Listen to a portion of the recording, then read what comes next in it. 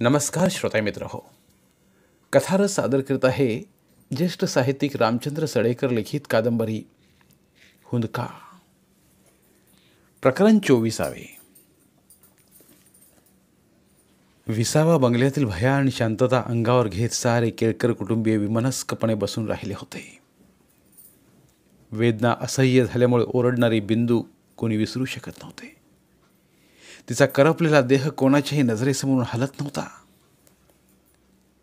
वर्षा सव्वा वर्षांची रेखा मात्र दिवाणखान्यात मजेत खेळत होती. आपली आई मृत्यूशी झुंज देते आहे हे तिला कळणं शक्यच नव्हतं. रेखाला पाहून मात्र सर्वांना बिंदूची प्रखरशाने आठवण येत राहिली होती. किती जपली होती बिंदूला आपण. अचानक गदगदलेल्या आवाजात शंतनराव बोलले. आणि अखेर काय झालं? आपल्याच मुलीशी आपणच वैऱ्याप्रमाणे वागलो. आपल्याच मुलीला आपण झिडकारलं होतं. शकुंतले, आपली चूक झाली ग. तिच्या लग्नाला आपण वृथा विरोध केला. ब्लॉक घेऊन दिला, पण गॅसची सोय केली नाही आपण. एक थंडगार उसासा सोडला शंतनूरावांनी. आता आयुष्यभर मनाला हे डाचच राहणार माझ्या. शंतनूराव म्हणाले. शकुंतलाबाईंनीही डोळ्याला पदर लावला होता. स्वतःला दोषी समजण्याची आवश्यकता नाही तुम्ही बापा. नागेश ठामपणे म्हणाला. बिंदू स्टोव्हमुळे भाजली आहे हे सत्य आहे. तुम्ही तिच्या लग्नाला विरोध केला म्हणून नाही. भावनिक पातळी ओलांडून जरा व्यावहारिक पातळीवर या. हल्ली वर्तमानपत्रात बायकोला पैशासाठी जाळून मारलं अशा बातम्या 2-3 तरी असतातच. शंतनूराव डोळे विस्फारून नागेशकडे पाहू लागले होते. शकुंतलाबाईंनीही डोळ्यावरील पदर दूर केला होता. फक्त नम्रताने चटकन नापसंती व्यक्त केली होती. तुम्ही वामन भाऊजींवर संशय घेत आहात हे लक्षात आले आहे का तुमच्या? वामन भाऊजी? तुच्छतेने हुंकारला नागेश. फक्त वामन. इथे या बंगल्यात नोकरासारखा राबला आहे तो, आणि त्याच्यावरच मी संशय व्यक्त करतो आहे. त्यानेच आपल्या बिंदूला जाळलं आहे. खुळ्यासारखं काहीतरी बोलू नकोस. शंतनूराव कुजबुजत्या स्वरात म्हणाले. वामन भाऊजी असे वागणारच नाहीत. बिंदू वंचना खूप जपतात ते. नम्रताने वामनची बाजू घ्यावी हे नागेशला आवडले नव्हते. वामनविषयी त्याच्या मनात द्वेष होताच. आज बिंदूला भाजलेल्या अवस्थेत पाहून त्याचा खुणशीपणा जागृत झाला होता. या प्रकरणात वामन गोवला गेला तर आपसुकच वामनचा काटा काढला जाणार होता याची त्याला जाणीव होती. म्हणूनच तो वामन विरुद्ध विष ओकण्याचा प्रयत्न करत होता. पण सारेच त्याच्या विरुद्ध होते. आपली बिंदू अशी अनपेक्षितपणे जळाली हे तुम्ही हाताची घडी घालून पाहत राहणार? नागेशने रागानेच विचारले. ती का जळाली, कशी जळाली याची चौकशी नको करायला? बिंदू जळाली त्यावेळी वामन घरातच होता ना. बस झाले. हे मला ताण सहन होत नाही आता. शंतनूराव निर्णायक स्वरात म्हणाले. मी झोपायला जातो. शंतनूराव उठले आणि त्या क्षणी भिको आत आला. मालक, तुम्हासनी भेटाया पाहुणा आल्यात. कोण आला हे रात्रीचं? शुष्कपणे शंतनूराव म्हणाले. पाठव त्यांना. खरे तर कोणालाच भेटायची इच्छा नाही आहे माझी. भिकू गेला आणि पाहुण्यांना घेऊन आला. त्या दोघांना पाहून शंतनूराव चटकन उठून उभे राहिले होते. या फर्नांडिस. विचित्र परिस्थितीत भेटतो आहोत आपण. नाहीतर तुमचे जंगी स्वागत केले असते मी. फर्नांडिसने शंतनूरावांशी हस्तांदोलन करून त्यांच्या पाठीवर थोपटले. फार वाईट झालं. Very bad. She is in a very bad condition. शंतनूरावांनी सुस्कार सोडला. बसा. फर्नांडिस जोडपे सोप्यावर बसले. मिसेस फर्नांडिस तर रेखाला पाहूनच मुसमुसू लागल्या होत्या. सहज आला आहात ना तुम्ही? शंतनूरावांनी विचारले. बोलण्यास फर्नांडिस कचरला. माय वाईफ, तिला काहीतरी सांगायचे आहे तुम्हाला. समथिंग डिफरंट रिलेटेड टू बिंदू. येस. सारे केळकर कुटुंब त्या क्षणी ताठ बसून राहिले होते. मिसेस फर्नांडिस डिफरंट स्टोरी सांगणार म्हणजेच काहीतरी वामनविषयी सांगणार हे उमजून फक्त नागेशच खुश झाला होता. बिंदू जळाली याचे दुःख त्याला झाले होते, परंतु वामन यात गुंतला हे लक्षात येताच त्याला झालेला आनंद झालेल्या दुःखापेक्षा कितीतरी पटीने अधिक होता. काय सांगणार आहात तुम्ही आंटीजी? शंतनूरावांनी मृदू परंतु कापऱ्या स्वरात विचारले होते. माझी बिंदू सुखी होती ना? मिसेस फर्नांडिसने हुंदके देत सांगण्यास सुरुवात केली आणि त्या सांगण्यावरून जे चित्र केळकर कुटुंबियांसमोर उभे राहिले होते ते कल्पनेपेक्षा भयंकर होते. मिसेस फर्नांडिसच्या सांगण्यावरून बिंदूचे वामनशी नेहमीच खटके ओढत होते. दोघेही खूप भांडत होते. पैशासाठी वामन तिला छळत होता. दोघांचे पटत नव्हते. शंतनूरावांनी इतके भेटी दिल्या तरी वामन त्यावर संतुष्ट नव्हता. तर वामनला VCR हवा होता. त्या VCRच्या हट्टापायीच वामनने बिंदूला जाळण्याचा अत्याचार केला होता. ऐकूनच सारे थंडगार पडले होते. मिसेस फर्नांडिसने सांगितलेले अविश्वसनीय होते, परंतु मिसेस फर्नांडिसला खोटे बोलण्याचेही कारण नव्हते. तरीही खात्री करून घेण्यासाठी नम्रताने विचारलेच. मिसेस फर्नांडिस, कशावरून हे सारं खरं आहे? भलत्याच बाबतीत संशय का घेतेस तू? नागेश नम्रतावर चिडला होता. ही भलती बाब आहे. नम्रतानेही आवाज चढवला होता. वामन भाऊंजीवर तुमच्या बहिणीला जाळल्याचा ते आरोप करीत आहेत. खरी गोष्ट आहे ही, मिसेस फर्नांडिस ठासून म्हणाल्या. मी त्यांची नेबर आहे. त्यांच्या भांडणाची विटनेस आहे. बापट बिंदूला VCR मागण्यासाठी ऑर्डर सोडत असताना मी ते स्पष्ट ऐकले आहे. VCR तुम्ही दिला नाही म्हणूनच he was curious that time. त्या हरामखोराला शिक्षा व्हायलाच पाहिजे. अचानक मध्ये शकुंतलाबाई म्हणाल्या. कळले तुम्हाला? त्या वामनला शिक्षा व्हायलाच पाहिजे. शकुंतलाबाईंच्या कातर स्वराने शंतनूरावही घायाळ झाले होते. त्या क्षणी बिंदू आपण देत असलेल्या भेटी विना तक्रार स्वीकारित होती याचा अन्वयार्थ त्यांनी वेगळा लावला होता. त्यांच्या लाडके बिंदूला निर्दयपणे जाळण्याचा प्रयत्न करणाऱ्या वामनला मोकाट सोडणार नव्हते ते. प्रथम आपण बिंदू या गंभीर दुखण्यातून बरी व्हावी यासाठी परमेश्वराची प्रार्थना करूया, ते म्हणाले. पण वामनचे काय? पिचलेल्या आवाज शकुंतलाबाई ओरडल्या. त्याला शिक्षा होईल, दृढ स्वरात ते म्हणाले. मिसेस फर्नांडिस, बिंदूचे जर काही बरे वाईट झाले तर तुम्ही या क्षणी आम्हाला जे सांगितले ते कोर्टात सांगाल? ऑफकोर्स, बिंदू जस्ट लाईक माय डॉटर.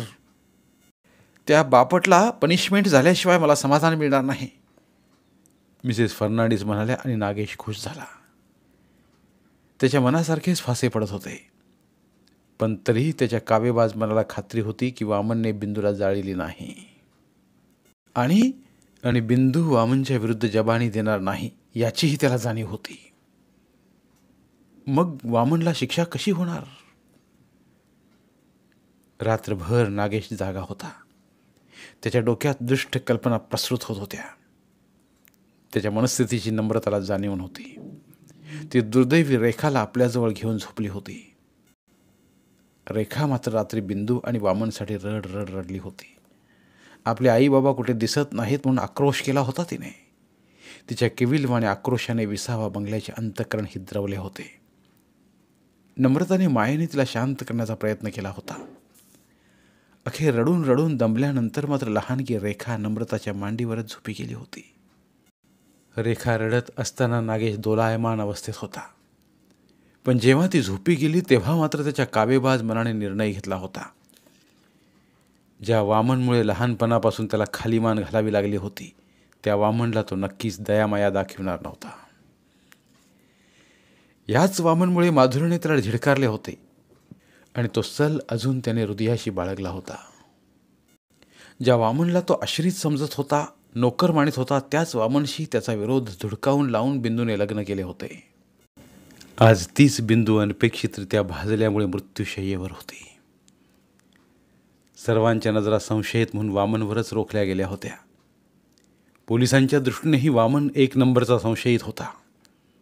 मिसेस फर्नांडिसच्या जबानीमुळे तर वामनवरचा संशय पक्का होत होता.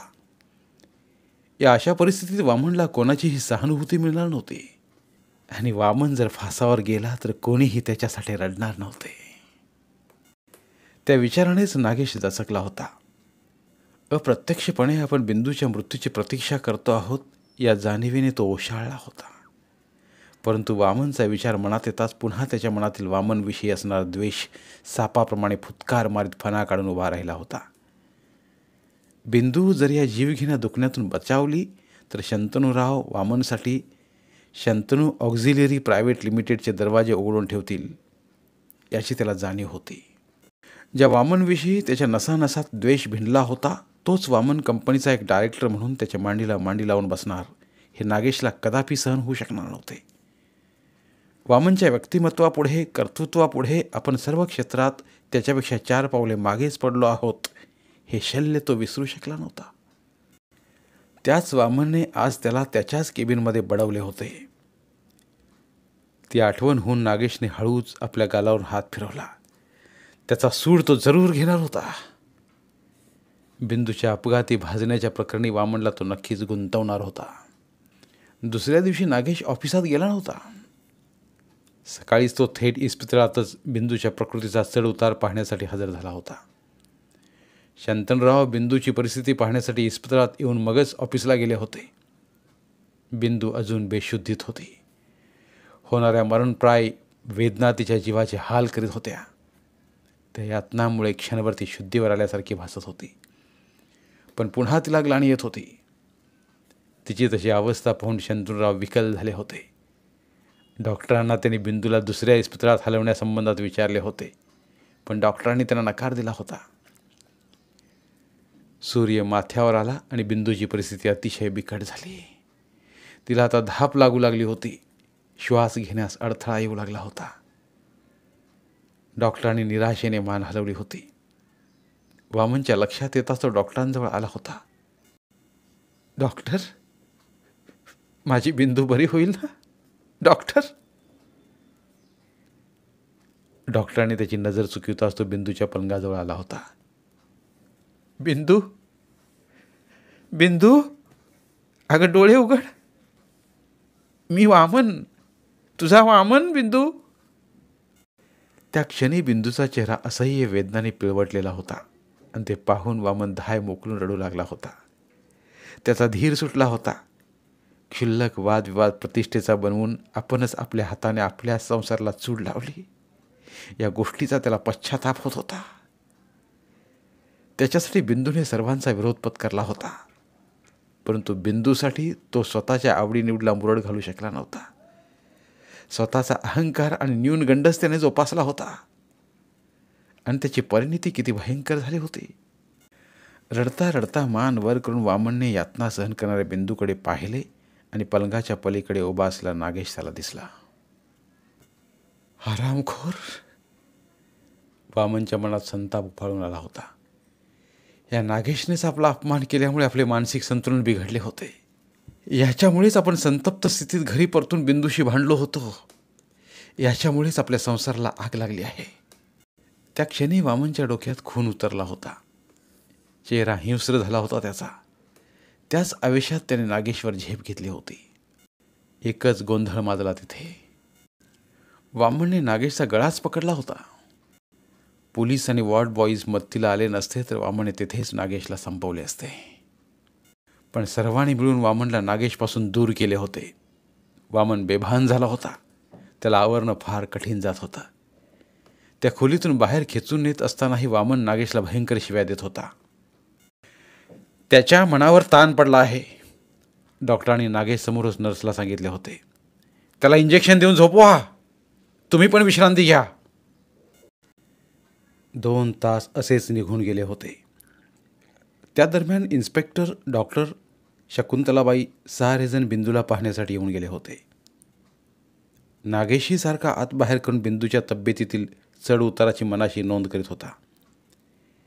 त्याही स्थितीत इन्स्पेक्टरने बिंदूची जबानी घेण्याचा अयशस्वी प्रयत्न केला होता. त्या वातावरणातून कधी एकदा दूर होतो असे झाले होते नागेशला. पण स्वतःचा हेतू तळीस नेण्याच्या जिद्दीपायी तो पाय रोवून उभा होता तिथे. 3 वाजता बिंदूने डोळे उघडले. क्षणभर वेदना सहन करीत तिचे डोळे खोलीत भिरभिरले आणि जवळच उभे असलेल्या नागेशवर स्थिरावले. प्रथम तिला नागेशची ओळख पटली नव्हती. मात्र ओळख पडताच तिने डोळे मिटून घेतले होते. नागेश, कुजबुजत्या स्वरात वेदना मिसळती उद्गारली होती. तिने आपल्याला ओळखले याचाच नागेशला आनंद झाला होता. घाईघाईने तो गुडघे टेकीत तिच्या पलंगाशेजारी बसला होता. बोल बिंदू, लवकर बोल. बिंदूचा श्वासोच्छ्वास जोरात चालू होता. मध्येच ती कणतही होती. तिच्या जीवाची होत असलेली तडपड नागेशला पाहवत नव्हती. डॉक्टरांना बोलावणे पाठवावे हे सांगण्यासाठी त्यानं नर्सला हाक मारली. पण खोलीत त्या क्षणी कोणी नव्हते. नागेश स्वतःच उठून घाईघाईने बाहेर चालला होता. इतक्यात बिंदूनेच त्याला हाक मारली होती. नागेश, दरवाजापर्यंत गेलेला नागेश पुन्हा धावत तिच्या पलंगाजवळ आला होता. बिंदू, बोलू नकोस तू, बोलू नकोस, तुला त्रास होतो आहे, बोलू नकोस. बिंदू करून हसली. काही वेळाने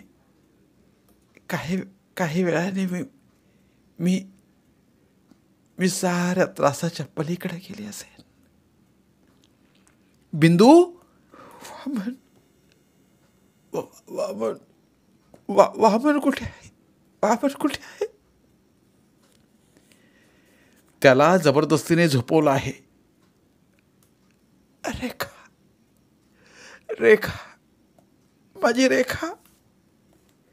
नम्रता सांभाळते आहे तिला. तू रेखाची काळजी करू नकोस. बिंदू, माझ्या मुलीप्रमाणे रेखाचा सांभाळ केला जाईल. नागेश मनापासून बोलला. तू बरी व्हावीस हीच इच्छा आहे माझी. काय करू तुझ्यासाठी मी? आचके दिल्याप्रमाणे बिंदूची मान सारखी हालत होती.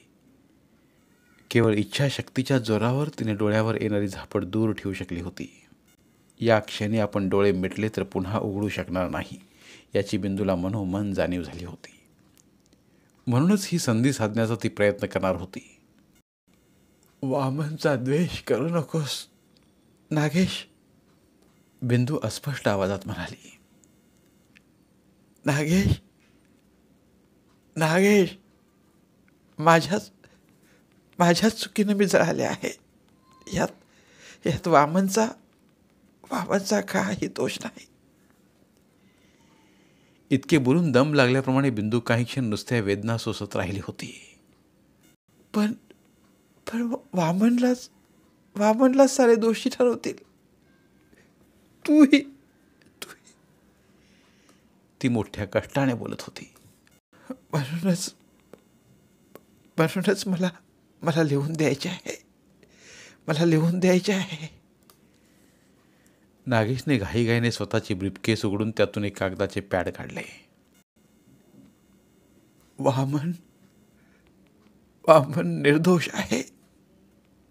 माझ्यावर त्याचे फार फार प्रेम आहे रे. ऐक. कळवळून ओरडलीच ती.